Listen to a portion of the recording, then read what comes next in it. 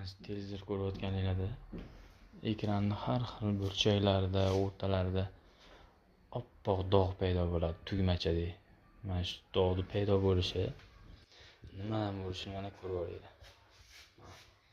Подсветкаning ustida mana bunaqa отражатель bo'ladi, plastmassaviy. Mana shu narsa yil o'tib plastmassa bo'ladi, yil o'tib klaydan ajralish boshlayman. Tesa o'zi sraziga ochilib ketaveradi. Mana shunaqa bo'lib, televizor ichiga bu yoqdan bu yoqqa borib, shunaqa dog' paydo qiladi.